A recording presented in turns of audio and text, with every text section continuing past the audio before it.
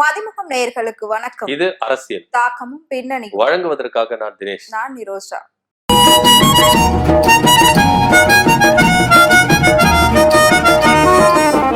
டயா booster சுகரை control பண்ணும், உங்க ஆரோக்கியத்தை மீட்டு தரும். சர்க்கரையை கட்டுப்படுத்துறதுக்கான எளிமையான வழிமுறை, இயற்கையான வழிமுறை. அனைத்து மருந்து கடைகளிலும் கிடைக்கும். இன்னைக்கு என்ன அரசியல் ரொம்ப நாள் கழிச்சு. ஆமா, அரசியல்ல நிறைய விஷயங்கள் நடந்துகிட்டு இருக்கு. ஸோ நாம தான் அதெல்லாம் பார்க்காம பேசாம மிஸ் பண்ணிட்டோம். ஸோ நாளுக்கு நாள் ஒவ்வொரு விஷயமும் பல திருப்பங்களோட நடக்குது அப்படின்னு சொல்லிட்டு இருக்கிறோம். நம்ம நிறைய பேசியிருக்கோம் அதை பத்தி. ஸோ இப்போ பாத்தீங்கன்னா தேமுதிக தனியா நின்றுகிட்டு இருக்காங்க இப்ப வரைக்கும் அப்படின்னு சொல்லலாம். ஸோ அப்படி இருக்கிறப்போ இவங்க அதிமுக கூட போவாங்களா இல்லாட்டி டிவிகே கூட போவாங்களா அப்படின்ற ஒரு டாக் இருந்தது. ஆனா இது எல்லாத்தையும் தாண்டி இப்போ 2026 தேர்தல்ல இவங்க திமுக கூட தான் கூட்டணி வைப்பாங்க அப்படின்னு ஒரு 90% உறுதியாயிருக்கு. அவங்களோட சேர்ந்துதான் இவங்க தேர்தல் களத்தை சந்திப்பாங்கன்னு சொல்றாங்க. அது உண்மையா? இவங்கள கூட்டணி எப்படி நடக்க போகுது? அது உண்மையே சாத்தியமா? தேமுதிக நீங்க எடுத்துட்டீங்கன்னா தமிழ்நாட்டுல அவங்களுக்குன்னு ஒரு வாக்கு வங்கி இருக்குது. அதுல எந்த வித மாற்று கருத்து இல்லை. ஏன்னா விஜயகாந்த் அவர்கள் இருக்கும் பொழுது தேமுதிகவும் ஒரு ஸ்டாண்ட் ஆகிக்கிட்டாரு. சோ அது அவருடைய மறைவுக்கு பிறகும் இந்த தேமுதிக அப்படின்ற ஒரு கட்சி கட்டமைப்பு இருக்குல்ல, அது இன்னமும் செயல்பட்டு இருக்கு. திமுக அதிமுக ரெண்டு பேரும் தேமுதிகவை சிதைச்சாலும் தேமுதிக அப்படின்ற ஒரு கட்டமைப்புன்றது எப்பவுமே இருக்குது. அதுல எந்த வித மாற்று கருத்து இல்லை. இப்படி இருக்கும் பொழுது 2024 நாடாளுமன்ற தேர்தல் நடந்தது. அப்போ பாத்தீங்கன்னா அதிமுக தனித்து விடப்பட்டது. யாருமே நம்மளுக்கு ஆதரவு இல்லையா அப்படின்ற ஒரு ரேஞ்சில தான் எடப்பாடி பழனிசாமி வழி மேல விழி வைத்து காத்துன்றார். அப்போ பாத்தீங்கன்னா தேமுதிக அப்படின்ற ஒரு கட்சி நான் படிச்சேன், நாங்க நிக்கிறோம் அவங்களுக்கு அப்படின்னு சொல்லிட்டு கூட்டணி வச்சாங்க. கூட்டணி வைக்கும்போது என்ன பேசப்பட்டதுன்னா தொகுதிகள் பிரிக்கப்பட்டது. அதுல முக்கியமா ஒரு விஷயம் என்னன்னா ராஜ்யசபா எம்பி எங்களுக்கு ஒண்ணு கொடுக்கணும் அப்படின்னு சொல்லிட்டு அவங்களுக்கு டிமாண்ட் வைக்கப்பட்டது. அதன் அடிப்படையில எடப்பாடி பழனிசாமி என்ன சொன்னார்னா, ஓகே உங்களுக்கு ஒரு ராஜ்யசபா எம்பி கன்ஃபார்ம் அப்படின்றதுல எந்த வித மாற்று கருத்து இல்லை அப்படின்னு சொல்லிட்டு என்ன பண்ணிட்டாரு, எல்லா அக்ரிமெண்ட் எல்லாம் போட்டாச்சு. தேர்தலை சந்திச்சாங்க, தோத்துட்டாங்க. தோத்துட்டு இப்போ பாத்தீங்கன்னா 2025 இந்த வருடத்துல ராஜ்யசபா எம்பி தேர்தல் நடந்தது ஜூன் மாசம். சோ அப்படி இருக்கும் பொழுது இந்த எலெக்ஷன்ல பாத்தீங்கன்னா நம்ம நின்னுறணும், நம்மள எப்படியாச்சும் ஒரு ராஜ்யசபா எம்பி சீட் கொடுத்துருவாங்க அப்படின்னு சொல்லிட்டு தான் முன்னாடியே இந்த பேச்சுகள் அடிக்கப்பட்டது. அதாவது இந்த தேர்தல், அது மாநிலங்களவை தேர்தல் அனௌன்ஸ்மெண்ட் முன்னாடியே இந்த பேச்சுகள் அடிப்பட்டது. அப்பவே எடப்பாடி பழனிசாமி சுதாரித்து கொண்டு என்ன சொன்னார்னா, நாங்க எப்போ சொன்னோம், நாங்க எதுல சொன்னோம், நாங்க சொல்லவே இல்லையே, நாங்க ஒரு சீட்டுன்னு சொன்னோமா, சொல்லவே இல்லையே, அப்ப எதுக்கு நாங்க உங்களுக்கு கொடுக்கணும் அப்படின்ற ஒரு ரேஞ்சில தான் அவருடைய பேச்சுகள்லாம் இருந்தது. அப்பவே எடப்பாடி பழனிசாமியுடைய குணத்தை என்ன பண்ணிட்டாங்க, பிரேமலதா விஜயகாந்த் அவர்கள் அண்டர்ஸ்டாண்ட் பண்ணிட்டாங்க. வேண்டவே வேண்டாயா அப்படின்ற ஒரு ரேஞ்சுக்கு தான் முடிவாயிட்டாங்க. ஏன்னா இது எல்கே சுதீஷ் கூட என்ன சொல்றாருன்னா, எடப்பாடி பழனிசாமி எங்களுக்கு கன்ஃபர்மேஷன் கொடுத்தாரு, ராஜ்யசபா எம்பி சீட்டு இருக்குதுன்னு சொன்னாரு. அதை நம்பிதான் நான் எலெக்ஷன்ல கூட நிக்கல, இருந்தா நான் ஜெயிச்சிருப்பேனே, நான் நின்று ஜெயிச்சிருப்பேனே அப்படின்ற ரேஞ்சில அவர் பேசியிருந்தார். அவர் ஜெயிக்கிறாரு தோக்குறாரு, அது அப்புறப்பட்ட விஷயம். பட் இருந்தாலும் எடப்பாடி பழனிசாமி பேச்சை நம்பிதான் நாங்க எலெக்ஷன்ல நிக்கல அப்படின்றத எல்கே சுதீஷ் பதிவு பண்ணாரு. இப்படியா இருக்கும் பொழுது எப்படியாவதுனா இந்த சீட்டை வாங்கிடணும் அப்படின்ற முனைப்புலதான் தேமுதிக இருந்து. ஏன்னா தேமுதிக இது 8வது கனியாவே இருக்கு. நாடாளுமன்றத்துல தனக்குன்னு ஒரு இருக்கைய அவங்களால உண்டாக்க முடியல, அது விஜயகாந்தாலே முடியல அப்படின்றதுதான் ஒரு நிதர்சனம் உண்மையா இருந்தது. அப்பவே அவருடைய காலகட்டத்துல இந்த ஒரு 5 எம்எல்ஏ சப்போர்ட் பண்ணியிருந்தா தேமுதிகவுக்கு ஒரு ராஜ்யசபா எம்பி கன்ஃபார்ம் அப்படின்ற பேச அப்ப திமுக சப்போர்ட் பண்றதுக்கெல்லாம் முன் வந்தாங்க அப்படின்றதுலாம் வேற கதை. ஆனா திடீர்னு பாத்தீங்கன்னா ஒரு சில எம்எல்ஏக்கள் பாத்தீங்கன்னா இவங்களுக்கு, அதாவது அதிமுகவுக்கு சப்போர்ட் பண்ணதுனால தேமுதிக நம்ம தேர்தல தோல்வி அடைஞ்சது அப்படின்றதுதான் நிதர்சனம். தன்னுடைய கணவருடைய கனவை தான் நிறைவேற்றிடணும் அப்படின்ற ரேஞ்சில தான் பிரேமலதா விஜயகாந்த் அவர்கள் செயல்பட்டாங்க. அது முடியாம போயிருச்சு. இப்போ 2026 சட்டமன்ற தேர்தல் வருது. இப்போ என்ன பண்றாங்கன்னா, அதிமுக தேமுதிக எங்க கூட தான் இருக்குது அப்படின்னு சொல்லிட்டு என்ன பண்றாங்க, கொஞ்ச நாளைக்கு முன்னாடி தேமுதிகவே கண்டுக்காத அதிமுக இன்னைக்கு எங்க கூட இருக்கிறாங்க அப்படின்னு சொல்றாங்க. ஆனா தேமுதிக சுதாரிச்சு பண்ணாங்க. இதுக்கப்புறமும் அதிமுக கூட நம்ம இருக்கணுமா அப்படின்ற ஒரு ரேஞ்சில தான் தேமுதிக என்ன பண்ணாங்க, செயல்பட்டாங்க. சோ எங்களுடைய தேர்தல் ஸ்டாண்ட அதாவது கூட்டணி ஸ்டாண்ட நாங்க 2026ல ஜனவரி மாசம் நடக்க போற பொதுக்கூட்டத்துல நாங்க அறிவிக்கிறோம் அப்படின்னு சொல்லிட்டு பிரேமலதா விஜயகாந்த் கட்டண்டா சொல்லிட்டாங்க. ஆனா இருந்தாலும் சொல்லிட்டு சைலண்டா ஒரு சில கட்சிகளோட என்ன பண்றாங்க, டீலிங் நடத்தி இருந்தாங்க அப்படின்றதுதான் நிதர்சனம். அதன் அடிப்படையில திமுக பக்கம் சாயறதுக்கான வாய்ப்புகள் அதிகமா இருக்கு. திமுக கூட்டணியில தேமுதிக போய் சேரும், அதுல எந்தவித மாற்று கருத்து இல்ல அப்படின்றதுதான் இப்போ அரசியல் பரசலா பேசப்படுது. ஏன்னா தன்னுடைய வாரிசை வைத்து இந்த பேச்சுவார்த்தைகளை நடத்துறதுக்கான ஒரு முனைப்புலதான் பிரேமலதா விஜயகாந்த் அவர்கள் இறங்கிட்டாங்க அப்படின்னு சொல்லிட்டுதான். ஏன்னா தன்னுடைய வாரிசை வந்து பாத்தீங்கன்னா டெல்லி அரசியலுக்கு அனுப்பணும் அப்படின்ற ஒரு ரேஞ்சில் அவங்க இருக்கிறாங்க. அது தம்பியவோ தன்னுடைய மகனையோ யாரோ ஒருத்தர் வந்து டெல்லிக்கு அனுப்பணும் அப்படின்ற ஒரு ரேஞ்சில தான் பிரேமலதா விஜயகாந்த் அவர்கள் என்ன பண்றாங்க இருக்கிறாங்க அப்படின்றதுல எந்தவித மாற்று கருத்தே இல்லை. இப்படி இருக்கும்போது 2026 சட்டமன்ற தேர்தலில் திமுக கூட்டணியில் தேமுதிக போய் சேருது அப்படின்றதுதான் நிதர்சனமா உண்மையா இருக்கு. ஏன்னா அவங்க முதல்ல ஸ்டாலின் மேல நம்பிக்கை வச்சிருக்காங்க. ஏன்னா கமலஹாசன் அவர்களுக்கு ஒரு சீட்டு அப்படின்னு சொன்னதை சொன்ன வாக்கு என்ன பண்ணிட்டாங்க, நிறைவேற்றினாங்க. வைகோ அவருக்கு சீட்டு கொடுக்கலனோட பரவாயில்ல, கமலஹாசனுக்கு சொல்லிட்டோமே அப்படின்ற ரேஞ்சில தான் வைகோ அவர்களுக்கு மறுக்கப்பட்டாலும் கமலஹாசனுக்கு அந்த சீட்டு கொடுக்கப்பட்டது அப்படின்றதுல எந்தவித மாற்று கருத்துல சொன்ன வாக்கை நிறைவேற்றுறாங்கப்பா திமுக அப்படின்றதுலதான் தேமுதிக தொண்டர்கள் என்ன பண்ண கருத்துக்கள் சொல்லியிருக்காங்க. நம்ம பாஜகவும் பார்த்தாச்சு, அதிமுகவும் பார்த்தாச்சு, ஏன் திமுக கூட நம்ம கூட்டணி வைக்க கூடாது? இந்த வருஷம் நம்ம திமுக கூட கூட்டணி வச்சு நம்ம தேர்தலை சந்திக்கலாமே, நமக்குன்னு ஒரு அங்கீகாரத்தை பெற்றுக்கொள்ளாமே, நமக்குன்னு எம்பிகளை நம்ம சம்பாரிச்சிக்கலாமே, எம்எல்ஏக்களை சம்பாரிச்சிக்கலாமே அப்படின்ற ஒரு ரேஞ்சில தான் இப்ப திமுக கூட கூட்டணி அப்படின்றதுல எந்த வித மாற்றம் இல்லை. ஏன்னா அதிமுக பாஜக கூட்டணியை மக்கள் புறக்கணிக்கிறாங்க அப்படின்ற ஒரு ஸ்டாட்டிக்ஸை வந்து தேமுதிக வந்து நம்ம எடுத்திருக்கு. சோ அதன் அடிப்படையில எதுக்கு நம்ம வந்து அதிமுக பாஜக கூட தோல்வி அடைகிற கூட்டணி நம்ம எதுக்கு இருக்கணும், திமுக கூட்டணியில் நம்ம போய் ஜெயிச்சிடலாம் அப்படின்ற ஒரு ரேஞ்சில தான் திமுக கூட்டணியில அவங்க ஆல்மோஸ்ட் வந்துட்டாங்க. இப்ப 2026 ஜனவரி மாதம் அந்த பொதுக்கூட்டத்துல பகிரங்கம் அறிவிக்க போறாங்க அப்படின்றதுதான் நிதர்சனம் உண்மை.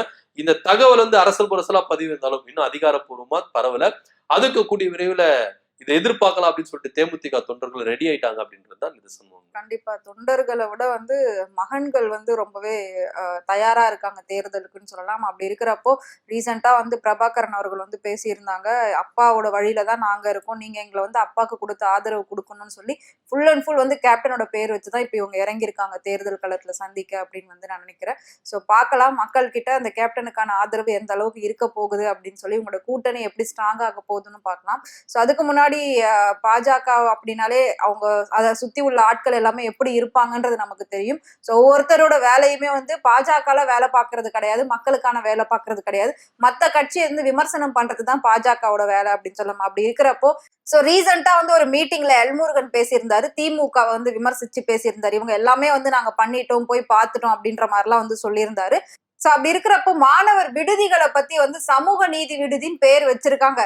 பேர் மட்டும் மாத்தனா போதுமா, விடுதிகளை உள்ள எப்படி இருக்குன்றத போய் ஆய்வு செய்யணும். நான் அமைச்சரா இருக்கும்போது நான் அந்த மாதிரிலாம் போய் செஞ்சிருக்கேன் ஒவ்வொரு இடத்துலயும். ஆனா இவங்க எதையும் பண்றது இல்ல, பேரை மட்டும் மாத்திட்டு இது வந்து மாடல் அரசு அப்படின்லாம் வந்து சொல்லிக்கிறாங்க அப்படின்ற மாதிரி அவர் வந்து விமர்சிச்சிருக்காரு. ஆனா எந்த அளவுக்கு விடுதிகள்ல இப்ப முன்னேற்றம் இருக்கு அப்படின்றது நமக்கு நல்லாவே தெரியும், மக்களுக்கும் தெரியும். அதனால எவ்வளவு பேர் வந்து பயனடைறாங்க அப்படின்றதுமே தெரியும்.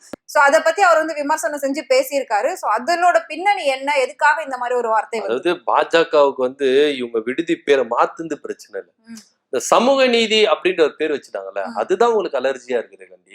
அவங்க விடுதி பேரை மாத்துந்து வந்து பிரச்சனையே இல்லை. சனாதன விடுதி அப்படின்னு வச்சிருந்தா ரெட் கார்பரேட் போட்டு என்ன பண்ணிருப்பாங்க, வரவேற்றிருப்பாங்க. பாசிச விடுதி அப்படின்னு சொல்லியிருந்தா என்ன பண்ணிருப்பாங்க, வரவேற்றிருப்பாங்க. ராமானுஜர் விடுதி அப்படின்னு சொல்லியிருந்தா என்ன பண்ணிருப்பாங்க, வரவேற்றிருப்பாங்க. சோ இவங்களுக்கு வந்து விடுதி பேரை மாத்துந்து பிரச்சனை கிடையாது, சமூக நீதினு வச்சுட்டாங்கல்ல, அந்த சமூக நீதி தான் சார் எங்களுக்கு இடிக்குது, அதுதான் எங்களுக்கு அலர்ஜியா இருக்குது அப்படின்னு சொல்லி. இவரு மினிஸ்டரா இருக்கும் போதே என்ன சீர்திருத்தங்களை மேற்கொண்டு வந்தாரு, போய் இவரு மினிஸ்டரா இருக்கும் போது எல்லா ஹாஸ்டலையும் வந்து நான் பார்த்தேன் அப்படின்னு அப்படி பார்வையிட்டு என்னத்தை இவரு ஒழுங்குமுறைப்படுத்தினாரு, என்ன கட்டமைச்சாரு அப்படின்ற ஒரு கேள்வி இருக்குல்ல. இது எல்லாமே பாஜகவுக்கு வாய்மொழி பற்றி பேச்சாதான் இருக்குமே கண்டி, செயல்ல இருக்கவே இருக்க மாட்டாங்க. மோடி அவர்கள் என்ன சொல்றாரு பிரச்சாரங்கள்ல, நாங்க எல்லாரையும் ஆளார் ஈக்குவல், எல்லாரையும் ஈக்குவலா பார்ப்போம், எங்களுக்கு ஜாதி வேற்றுப்பாடெல்லாம் கிடையாது, மத வேற்றுப்பாடெல்லாம் கிடையாது அப்படி இப்படின்னு பேசுனாங்கல்ல. இன்னைக்கு எஸ்சிங்களை வந்து எந்த அளவுக்கு இவங்க வச்சிருக்காங்க, தலித்துகளை எந்த அளவுக்கு வச்சிருக்காங்க. இப்ப நீங்க உதாரணத்துக்கு எங்கேயுமே போதானா தமிழிசை சவுந்தரராஜன் அவர்கள அவங்களும் ஒரு பெண்ணு தான், பாஜகவுடைய ஒரு முன்னணி லீடர், அவங்க முக்கியமான லீடர், 2 மாநிலத்தை வந்து அவங்க ஆண்டு இருக்கிறாங்க.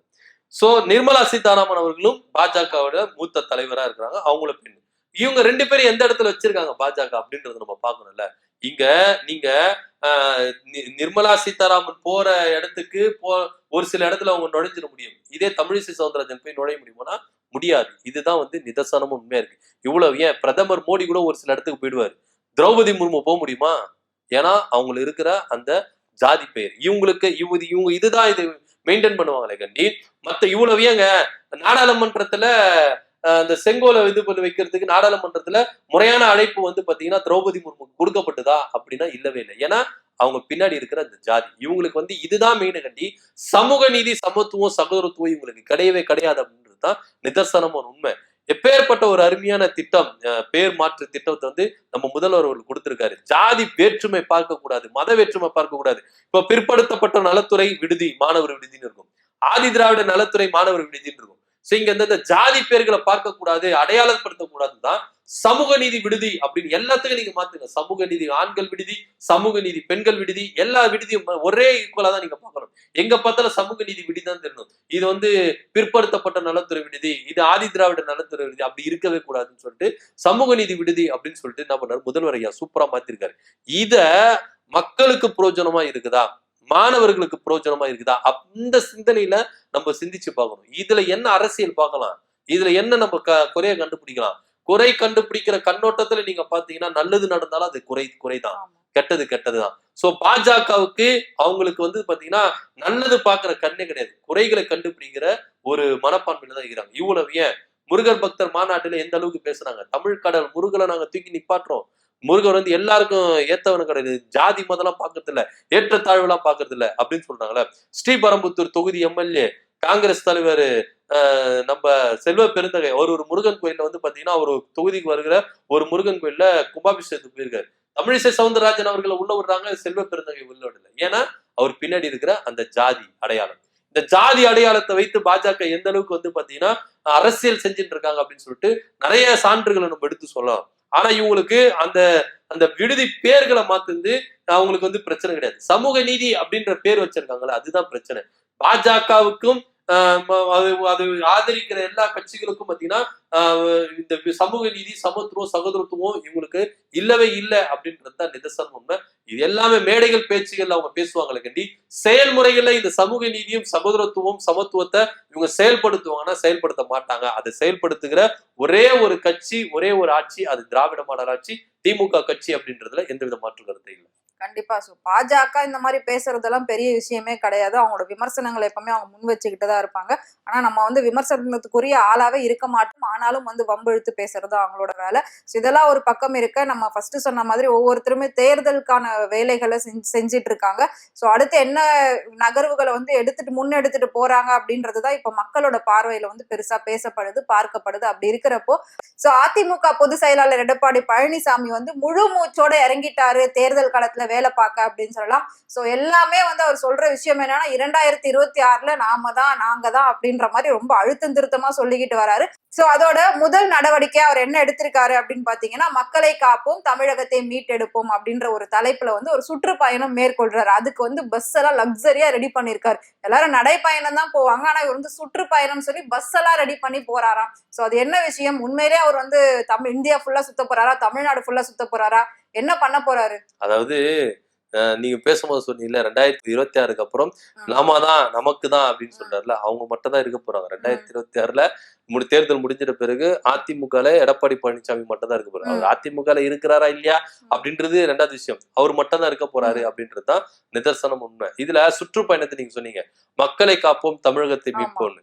முதல்ல உங்க கட்சியை நீங்க பாஜக கிட்ட இருந்து காப்பாத்திக்கங்க, அதிமுகவை முதல்ல காப்பாத்துங்க, அதிமுகவை முதல்ல பாஜக கிட்ட இருந்து மீட்கலுங்க அப்படின்றதுதான் நம்முடைய கோரிக்கை இருக்கு. ஏன்னா இங்க அதிமுகவே பாஜக கீழே போயிட்டு அடிமையா கிடக்குது, கரைஞ்சி போற நேரத்துல இருக்கு, காணாம போற இடத்துல இருக்குது அதிமுக. முதல்ல அதிமுகவை பாஜக கிட்ட இருந்து காப்பாத்துங்க, மீட்டெடுங்க, அதுக்கப்புறம் நீங்க மக்களை மீட்டெடுக்கலாம், தமிழகத்தை மீட்டெடுக்கலாம், மக்களை நீங்க காப்பாத்தலாம் அப்படின்றது தான் எல்லாருடைய கோரிக்கையா இருக்கு. முதல்ல இவங்களை பாத்துக்கிறதே இல்லை, நம்ம அழிஞ்சு போயிட்டு இருக்கோம்பா அப்படின்னு சொல்லிட்டு இவங்க பாத்துக்கிறது இல்லை. நம்மளுக்கு பின்னாடி ஒருத்தன் குழி தோண்டின்னு இருக்கான், பாதாளத்துக்குள்ள போறோம், முதல்ல அதை சரி பண்ணுங்கன்னா அதை சரி பண்ணுறது இல்லை. நம்ம என்ன பண்றோம், 2026 திமுகவை அழிக்கணும், திமுகவை அழிக்கணும்னு சொல்லிட்டு நீங்க தான் அழிஞ்சு போறீங்க, திமுக அழிய போறது இல்லை. சோ இவங்களுடைய எண்ணம் இப்படிதான் இருக்கு. இதுல வர ஒரு சுற்றுப்பயணம் மேற்கொள்ள போறாரு சொன்னீங்களா, சுற்றுப்பயணம் மேற்கொள்றது வந்து பாத்தீங்கன்னா பஸ் எல்லாம் வந்து பாத்தீங்கன்னா லக்ஸரியா இருக்கு. இந்த மேடு பள்ளத்துல போனா கூட அந்த அலுப்பு தெரியக்கூடாது, அந்த குலுங்குறது வந்து தெரியக்கூடாது. அந்த அளவுக்கு இன்ஜின் சஸ்பென்ஷன் எல்லாம் வந்து பாத்தீங்கன்னா சூப்பரா பண்ணி வச்சிருக்காங்க. சோ அந்த பஸ்ல வந்து பாத்தீங்கன்னா டாய்லெட் இருக்கு, பெட் இருக்கு, படுத்து தூங்கி ரெஸ்ட் எடுக்கிறதுக்கு. அது மாத்திரம் இல்லாம டைனிங் ஹால் பயங்கரமா செட் பண்ணி வச்சிருக்காங்க.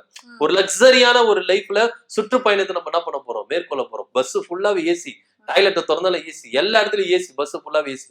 இதுக்கு எவ்வளவு செலவு ஆக போகுது அது நம்ம யாருமே யோசிச்சோமா, யோசிக்கவே இல்லை. சுற்றுப்பயணத்தை மேற்கொள்ள போறோம், இதுக்கு எவ்வளவு செலவாக போகுது, எவ்வளோ இதுக்கு வந்து இவங்க பஸ்ஸுக்கு செலவு பண்ணியிருக்காங்க. இதுக்கு அந்த டீசலு, பெட்ரோலு, மற்ற லொட்டு லொசுக்கு எல்லாமே இருக்குது. இதுக்கெல்லாம் எவ்வளவு செலவா போகுதுன்னா இதை பத்தி யாருமே பேசல. சுற்றுப்பயணத்தை மேற்கொள்ள போறாரு. சுற்றுப்பயணம் ஏன் மேற்கொள்ள போறாரு? ஏன்னா பாஜக, அதிமுக தோக்க போறது. மக்கள் மத்தியில எதனா ஒரு பிம்பத்தை ஏற்படுத்தணும், எதனா ஒரு விஷயத்த அவங்க மத்தியில என்ன பண்ணணும், அவங்க கிட்ட திணிக்கணும். இதை மேற்கொள்றதுக்காக தான் இந்த சுற்றுப்பயணமே கண்டி நாளை பின்ன வந்து தோத்துட்டேன். நீங்க இப்போ அதிமுக தோத்துருச்சுன்னு வச்சுக்கோ, தோத்துறோம்னு நினைச்சல, தோத்துருது. 2026 சட்டமன்றத்தை அதிமுக தோல்வி அடைஞ்சது. அப்ப எடப்பாடி பழனிசாமி நீங்க என்ன எஃபெக்ட் போட்டீங்க, தோத்துச்சு, கட்சி தோத்துச்சு, நீங்க என்ன எஃபெக்ட் போட்டீங்க அப்படின்னு யார கேள்வி கேட்க கூடாதுல. அப்ப இவர் லிஸ்ட் எடுத்து கொடுப்பாருல, நான் இந்த சுற்றுப்பயணத்தை மேற்கொண்டேன், இந்த மக்களை சந்திச்சேன், இப்படி எல்லாம் பண்ண, இவ்வளவு கஷ்டப்பட்டோம், மக்கள் வந்து எனக்கு வந்து ஓட்டு போடல, நாங்க என்னங்க பண்ண முடியும் அப்படின்னு சொல்லிட்டு இது எல்லாமே ரெக்கார்ட் எடுத்து காமிச்சுக்கணும். சோ இதுக்காகத்தான் இது வந்து சுற்றுப்பயணம் கண்டி. உண்மையிலே இந்த சுற்றுப்பயணத்துல மக்கள் இவங்களுக்கு வரவேற்பு கொடுக்குறாங்கன்னா இல்லவே இல்லை. எல்லா இடத்தையும் ஆட்களை செட் பண்றது. இப்போ கோயம்புத்தூர் மாவட்டத்தை நீங்க எடுத்தீங்கன்னா எஸ்பி வேலுமணி இதை கோயம்புத்தூர் மாவட்டத்துல ஆளுகளை செட் பண்ணிட்டாரு. அவங்களுடைய ஆதரவாளர்கள் எங்கெங்கெல்லாம் இருக்கிறாங்க, எப்ப தப்பா காசை குடிப்பா, சாப்பாடை கொடுப்பா, எல்லா ஆட்களை கொண்டு வாப்பா, இந்த இடத்துல இவ்வளவு பேரை நிப்பாட்டு நிப்பா, 1000 பேர் நிப்பாட்டு, 100 பேர் நிப்பாட்டு, எல்லாமே செட்டிங் தானே கண்டி. உண்மையான மக்கள் இவங்களை வந்து வரவேற்பு கொடுக்குறாங்கன்னா இல்லவே இல்லை அப்படின்றதுதான் நிதர்சனம் உண்மை. என்னப்பா நாளைக்கு எடப்பாடி பழனிசாமி நடைபயிற்சி மேற்கொள்வாரு, ஒரு 10 பேர் அந்த இடத்துல வந்து கூட்டி நிப்பாட்டி அப்படி சும்மா அப்படியே லஜிக்கா பேசுங்க, கடையை போட சொல்லுங்க, கடையில வந்து எதனா வாங்குவாரு. இது எல்லாமே செட்டிங்கா தான் நடக்குது கண்டி. இது வந்து ஆமா எல்லாமே ஸ்கிரிப்ட். எப்படி ஒரு ஸ்கிரிப்டை வச்சு ஒரு டிராமாவை நடித்து முடிப்பாங்களோ, ஸ்கிரிப்ட் பேஸ்லயே என்ன பண்ணுது, சுற்றுப்பயணம் மக்களை காப்போம் தமிழகத்தை மீட்போம்ன்றது ஒரு ஸ்கிரிப்ட் பேஸ்லயே தான் போதே கண்டி. உண்மையா மக்கள் வந்து என்ன பண்ணல, அவருக்கு வந்து வரவேற்பு கொடுக்கல அப்படின்றதுதான் நிதர்சனம் உண்மை. இதே திமுக நீங்க எடுத்துட்டீங்கன்னா, நம்ம முதல்வர் ஸ்டாலின் அவர்கள் நடைபயிற்சி மேற்கொள்றாரு. காலையில மக்கள் சர்வசாதாரணமா என்ன பண்றாங்க, அவரை மீட் பண்றாங்க, பேசுறாங்க, இது பண்றாங்க. யாருமே ஸ்கிரிப்ட் எதுவும் கொடுக்கல, செட்டிங் எதுவுமே பண்ணல. ரோட் ஷோ போறாரு. ரோட் ஷோ போனா மக்கள் கூடி இருந்து என்ன பண்றாங்க, வரவேற்பு கொடுக்குறாங்க. திமுக அல்லாதவர்கள் என்ன பண்றாங்க, வரவேற்பு கொடுக்குறாங்க. ஆனா இங்க எல்லாமே கட்சிக்காரங்க தெரியக்கூடாதுன்றதுனால மக்கள் மாதிரி என்ன பண்றாங்க, சாதாரணமா கரை வேட்டி கட்டாம லுங்கி கட்டிட்டு டி ஷர்ட்டை போட்டுட்டு அது மாதிரி வந்து என்ன பண்றாங்க, இவங்களை ஆட்கள் செட் பண்றாங்க கண்டி. உண்மையிலே எடப்பாடி பழனிசாமிக்கு மக்கள் மத்தியில வரவேற்பு கிடைக்கல, இந்த சுற்றுப்பயணம் அவருக்கு கை கொடுக்கல அப்படின்றதுதான் நிதர்சனமான உண்மையா இருக்கு. இதுல வேற இவர் பொய் பிரச்சாரத்திலேயே மேற்கொள்றாரு. ஏன் மக்களை நீங்க சந்திக்கிறீங்க, மக்கள் மத்தியில உண்மையை சொல்லுங்க அப்படின்னா பொய்களை சொல்றாரு. திமுக அரசு வந்து கரண்ட் பில் எல்லாம் ஏத்திருச்சு. ஏன் ஏத்திருச்சு, எதுக்கு ஏத்திருச்சு, அதுக்கான விளக்கத்தை நீங்க கொடுக்குறீங்கன்னா கொடுக்க முடியாது. ஏன்னா உதயமின் திட்டத்துல கையெழுத்து போட்டது அதிமுக. உதயமின் திட்டத்துல கையெழுத்து போட மாட்டோம்னு சொல்லிட்டு ஜெயலலிதா அவர்களும் கலைஞர் அவர்களும் அவங்க என்ன பண்ணாங்க, அந்த திட்டத்துல கையெழுத்து போட மாட்டோம் அப்படின்னு சொன்னாங்க. ஆனா நான் போடுறேன் குடு சார், பாஜக மோடி சொன்னோன்னே நான் போடுறேன் ஜி, நீங்க கொடுங்க ஜின்னு சொல்லிட்டு என்ன பண்ணாரு, எடப்பாடி பழனிசாமி கையெழுத்து போட்டாரு. அதனுடைய விளைவு தான் இப்ப கரண்ட் பில் ஏறுறதுக்கான காரணம். அதை யாருக்கிட்டையும் இவங்க வந்து என்ன பண்ண மாட்டாங்க, உண்மையை உடைக்க மாட்டாங்க. உடைச்சிட்டா இவங்களுக்கு வந்து என்ன பண்ண முடியும், இமேஜ் போயிரும்ல. அது வந்து என்ன பண்ண போய் மறைச்சிட்டு திமுக வந்து என்ன பண்ணுச்சு, கரண்ட் பில் ஏத்திருச்சு. இதுல வேற என்ன சொல்றாரு, பாஜக மதவாத கட்சி, போய் கூட்டணி வச்சுட்டீங்களா, நீங்க கொடுத்தா கூட்டணி வச்சீங்க, திமுக கொடுத்தா கூட்டணி வச்சு, அப்பெல்லாம் உங்களுக்கு மதவாதம் தெரியலையா? திமுகவுக்கு நன்றாக தெரியும், கூட்டணி வைக்கும் பொழுதே ஒரு சில நிபந்தனைகள் வைத்தாங்க. ஆர்டிகல் 370 நீங்க வந்து இம்ப்ளிமெண்ட் பண்ணுங்க, குடியுரிமை சட்டத்தை நீங்க வந்து பண்ணக்கூடாது, இது பண்ணக்கூடாதுன்னு சொல்லிட்டு ஒரு சில நிபந்தனைகளை முன் வச்சாங்க. அதன் அடிப்படையில தான் கூட்டணி வச்சாங்க. அதுக்கப்புறம் பாஜகவுடைய சுயரூபம் தெரிந்து கூட்டணியை உடைச்சாங்க. ஆனா இங்க எடப்பாடி பழனிசாமி என்ன, நீங்க கூட்டணி வைக்கும் போது நீட்டு விலக்கு நீங்க வந்து கேட்டு ஏது நீட்டு விலக்கு கொடுங்க சார் தமிழ்நாட்டுக்கு, நான் உங்க கூட கூட்டணி வைக்கிறேன், மும்மொழி கொள்கையை வந்து எங்க திணிக்காதீங்க, தேசிய கல்விக் கொள்கை எங்க மேல திணிக்காதீங்க, தமிழ்நாட்டுக்கு கொடுக்க வேண்டிய நிதியில கொடுங்க, நாங்க கூட்டணி வைக்கிறோம் அப்படின்னு எடப்பாடி பழனிசாமி எங்கன்னா பேசினாரா, இல்ல எங்கன்னா சொன்னாரா? ஏங்க தமிழ்நாடு முதலமைச்சர் யாரு அப்படின்றத அமித்ஷா தேர்ந்தெடுப்பாருன்னு சொல்றதே எடப்பாடி பழனிசாமி தான். அதுவே உங்களால ஓப்பனா ஒத்துக்கிறதுக்கு உங்களுக்கு வந்து என்ன பண்ணல, மனசு வரல. எடப்பாடி பழனிசாமி என்ன சொல்றாரு, அமித்ஷா முடிவு பண்ணிட்டாரு, அமித்ஷா சொல்லிட்டாரு, அப்புறம் எதுக்கு எங்களை கேக்குறீங்க அப்படின்றாரு. நீங்க தலைமையில தானே இங்க கூட்டணி இருக்கு, அப்ப நீங்க தானே முடிவு எடுக்கணும்னா அதுல நான் முடிவு எடுக்க மாட்டேன், அமித்ஷா அவர்கள் முடிவு எடுப்பாரு, நான் சும்மா டம்மிக்குன்னு தான் நிப்பேன். இப்போ அதிமுக என்ன ஆயிடுச்சுன்னா சாவி வந்து ஃபுல்லா அமித்ஷா கிட்ட இருக்கு. இங்க எடப்பாடி பழனிசாமியில ஒரு பொம்மையா தான் இருக்கிறாங்க. கீ கொடுத்தா இங்க வந்து என்ன பண்ணுவாங்க, ஆடுவாங்க. அந்த ரேஞ்சில தான் இருக்குது. முதல்ல அதிமுக வந்துன்ற கட்சியும் எடப்பாடி பழனிசாமி முதல்ல பாஜக வந்து காப்பாத்துட்டோம், மீட்டு எடுக்கட்டும், அதுக்கப்புறம் தமிழ்நாட்டு மக்கள் கிட்ட அவங்க வரட்டும் அப்படின்ற. இதுல இன்னொரு விஷயம் அப்படின்னு பாத்தீங்கன்னா, இந்த நிகழ்ச்சி ஆரம்பிக்கும் பொழுது எல்லாருக்கும் அழைப்பு விடுக்கப்பட்டது. கொங்கு மண்டலத்தை சேர்ந்த ஒரு மாபெரும் முன்னாள் கட்சி தலைவர் இந்த சுற்றுப்பயணத்தை ஆரம்பிக்கும் பொழுது எல்லாருக்கும் அழைப்பு விடுக்கப்பட்டது. கொங்கு மண்டலத்துல எம்ஜிஆர் ஆட்சி புரிஞ்ச போதே அதுல மினிஸ்டரா இருந்தவரு அதிமுக மூத்த தலைவர் செங்கோட்டையனுக்கு அழைப்பு கொடுக்கல, செங்கோட்டையனுக்கு போய் கலந்துக்கல. இதுல இருந்தே தெரியுது அதிமுக எந்த லட்சணத்துல இருக்கு அப்படின்னு. இங்க அதிமுக அப்படின்னு வந்துட்டாலே எஸ்பி வேலுமணி, எடப்பாடி பழனிசாமி இப்படிதான் மேற்கொள்றாங்களே கண்டி முன்னாள் தலைவர்களை மூத்த தலைவர்களுக்கு மரியாதை கொடுக்குறாங்கன்னா இல்லவே இல்லை. இப்போ எடப்பாடி பழனிசாமிக்கும் செங்கோட்டையனுக்கும் ஏற்கனவே எதிரும் புதிரமா போயிருந்தாங்க. அதுக்கப்புறம் பாஜக உள்ள வந்து 2 பேரும் ஒன்று சேர்ந்து, ஆனா இப்ப திரும்பவும் எதிரும் புதிரமா போறாங்க அப்படின்றதுதான் நிதர்சனம் உண்மை. எடப்பாடி பழனிசாமி அவர்கள் கலந்து கொள்ற இந்த நிகழ்ச்சியில கொங்கு மண்டலத்துல சேர்ந்த செங்கோட்டையன் அவர்கள் போய் கலந்துக்கல. ஏன் கலந்துக்கல அப்படின்ற ஒரு விஷயம் இருக்குல்ல. கொங்கு பெல்ட்லயே வந்து பாத்தீங்கன்னா எஸ்பி வேலுமணிக்கு முன்னாடியே வந்து பாத்தீங்கன்னா செங்கோட்டையன் மூத்த தலைவரா இருந்தார். ஆனா இன்னைக்கு அவர் மதிக்கப்படல. ஏன்னா இவங்களுக்குள்ள ஒரு அரசல் புரசல் இருக்கதான் செய்யுது அப்படின்றதுதான் இது மூலியமா வெளிப்படப்படுது. எடப்பாடி பழனிசாமிக்கு இந்த சுற்றுப்பயணம் அவர் கை கொடுக்கல அப்படின்றதுதான் உண்மை. மக்கள் மத்தியில அது பெருசா தாக்கத்தை ஏற்படுத்தாது அப்படின்றதுதான் நிதர்சனம் உண்மை. இதுல இன்னொரு விஷயம் என்னன்னா, எல்லா இடத்துலயும் எஸ்பி வேலுமணி ஆளு செட் பண்ணதுனால போற இடத்துல எல்லாம் எஸ்பி வேலுமணி பத்தி தான் பேசுறாங்களே, இந்திய எடப்பாடி பழனிசாமி பத்தி யாரும் பேசுறது. இதுவே அவருக்கு பெரிய ஏமாற்றமா தான் இருக்கு. என்னடா இது, நம்மளே காசு கொடுத்து சூனியம் வச்சுக்கிட்ட மாதிரி நம்மளே ஆட்கள் செட் பண்ணி கொடுத்தோம். ஆனா செட் பண்ணி கொடுத்த இடத்துல ஸ்கிரிப்ட மாத்தி கொடுத்துட்டாங்க. எடப்பாடி பழனிசாமி ஸ்கிரிப்ட கொடுத்துக்க பதில் எஸ்பி வேலுமணி ஸ்கிரிப்ட கொடுத்துட்டாங்க அப்படின்ற ரேஞ்சில தான் எடப்பாடி பழனிசாமி புலம்பி தள்ளிட்டு இருக்காராம். சோ மக்களை காப்போம், தமிழகத்தை மீட்போம் அப்படின்ற ஒரு சுற்றுப்பயணம் ஸ்கிரிப்ட் பயணமா தான் இருக்குது கண்டி. உண்மையிலே சுற்றுப்பயணமா இல்ல அப்படின்றதுதான் நிதர்சனம் உண்மை. இது மக்கள் மத்தியில பெருசா ஈடுபடல, மக்கள் மத்தியில வரவேற்பு பெறல அப்படின்றதுதான் உண்மையும் கூட. மக்களை காப்போம் அப்படின்னு சொல்றவரு மக்கள் கிட்ட நடந்து போய் வீடு வீடா ரோடு ரோடா தெரு தெருவா போய் ஏறிதான் பேசணும், அவங்களோட குறைகளை கேட்கணும். இவர் பஸ்ல போறாரு அப்படின்னா அப்ப ஜஸ்ட் ஒரு பாய் சொல்லிட்டே போவாருன்னு நினைக்கிற ஒவ்வொரு ஊருக்கும் இது வந்து ஒரு சுற்றுப்பயணமா மேபி அதை வந்து கால்குலேட் பண்ணி அதை வந்து தேர்தல் காலத்துல காட்டுவாங்க நினைக்கிறேன். ஸோ பார்க்கலாம் அதிமுக இன்னும் எந்த அளவுக்கு இறங்கி போய் இதெல்லாம் பண்ண போறாங்க அப்படின்றது. ஸோ தேர்தலுக்காக நிறைய கட்சிகள் வந்து போட்டிகளா ரொம்பவே கடுமையாக்கிட்டு இருக்காங்க. மும்முனை போட்டியா வந்து நிலவி வருது. ஸோ தேமுதிக அப்படிங்கிறவங்களும் இப்போ வந்து டஃப் கொடுக்குற அளவுக்கு வந்திருக்காங்க. ஸோ பார்க்கலாம் இதெல்லாம் எங்க போய் முடிய போகுது அப்படின்றது. ஸோ அரசியல் களத்துல நாளுக்கு நாள் பல திருப்பங்கள், பல நிகழ்வுகள் நடந்துகிட்டு தான் இருக்கு. ஸோ நம்மளும் வந்து தினமும் பார்த்துட்டு தான் இருக்கும். சீக்கிரமாவே நாம சிந்திச்சு செயல்பட வேண்டிய ஒரு நேரம் வரும். அதற்கான ஒரு நேரம் வரும்போது நம்மள வந்து கரெக்டா நாம ஒரு விஷயத்த பண்ணணும் அப்படின்னா தான் நம்மளோட தமிழகத்தை நம்மளால காப்பாற்ற முடியும் அப்படின்னு சொல்லலாம். ஸோ இன்னைக்கு நம்ம அரசியல் நிகழ்வோட இறுதி பகுதி. நாளைக்கு அரசியல் நடக்கிற சுட சுட நிகழ்த்து வந்து நம்ம அரசியல் நிகழ்ச்சியில அலசி ஆராயும். அதுக்கு முன்னாடி நீங்க பண்ண வேண்டியதெல்லாம் ஒன்னே ஒண்ணுதான். இந்த நிகழ்ச்சியை பத்தின உங்க கருத்து என்னங்கிறத மறக்காம கமெண்ட் பாக்ஸ்ல கமெண்ட் பண்ணுங்க. நன்றி, வணக்கம். நன்றி, வணக்கம்.